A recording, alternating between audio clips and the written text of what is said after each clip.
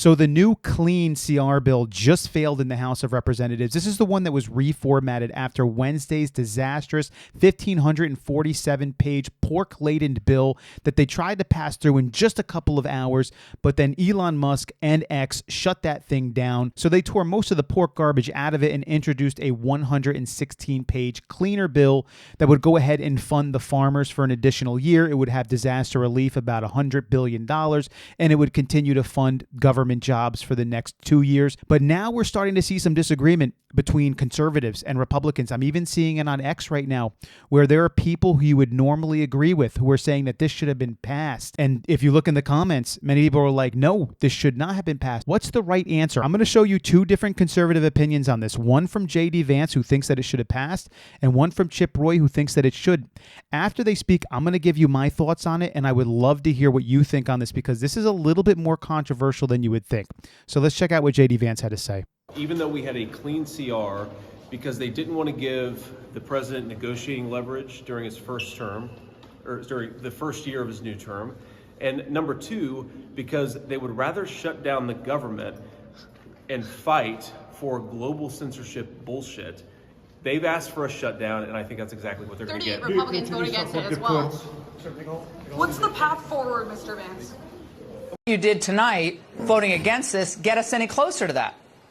Well, because what we should do is go back to where we were this morning before they decided to pull the ripcord on our talks to do what we should do, which use reconciliation with majority Republican vote to pass a responsible increase in the debt ceiling with the kind of spending cuts that are in place in reconciliation. That's all we ask for. We ask for guaranteed spending cuts so that we can make sure that all of this is paid for. That's it. I don't think that's that hard. Every Republican should support that, and the Republicans who oppose it, they should answer for why this bill failed. So who's right? Do you vote against this thing? I think it's about $300 billion. Do you just pass that because most of the pork is gone? Or do you say, no, we don't even pass that because we don't have the money for that? And like you heard from Chip Roy here, he wants a reconciliation bill that's going to guarantee cuts before passing it. So let me give you my opinion here. And first, I want to share with you why I do think that it should pass. And then I'm going to share with you why I think that it shouldn't have passed. And I think that they're both reasonable arguments. I do think that it should have passed because they did, in fact, get rid of most of the pork nonsense. And the stuff that was in the bill was really reasonable stuff. In addition,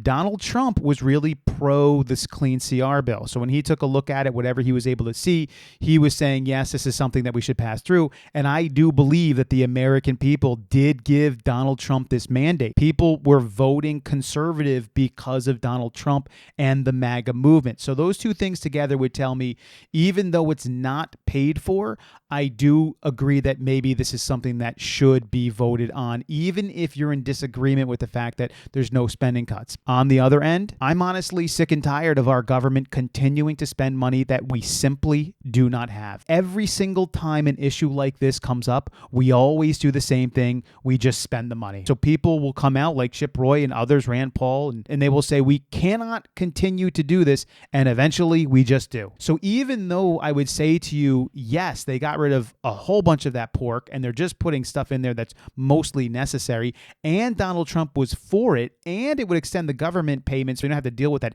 debt ceiling for another 2 years, it's still not paid for, and we're still just doing the same exact thing we've always done. So ultimately, what would I do? Vote for it or vote against it? Rather than sharing with you my ultimate opinion of what I would have done if I was on the floor there, because I would have done one of them, what would you do? How would you have voted on this? What do you think that our representatives should have done in this situation? Do you agree with the majority of Republicans who voted for this? Or do you agree with the 38 Republicans who voted against it primarily because it wasn't paid for? Now, granted, there were people who voted against it probably because they wanted their pork back in there. That's mostly on the Democrat side. The Democrats wanted woke language introduced in it. They wanted censorship language. They wanted more power for the government. They wanted a lot of pork spending. That's the Democrats. I don't even care about that opinion. That means nothing to me. I'm only talking about the conservatives that voted against it because it is not paid for. And there is no spending cuts listed in the bill in order to pay for it. Do you agree with that side? Or do you agree with the side that says, well, Trump is for this, he's got the mandate, it doesn't have a lot of pork in it, and yes, it's not paid for, but right now it's the right thing to do, and we need to start moving forward into the next administration. I would love to hear from you. It's not that easy. I told you it wouldn't be, and people on X are already fighting about it. People who were agreeing with each other yesterday are now in disagreement over this issue. I would love to hear what you have to say. Leave your comment below. I'll catch you in the next one.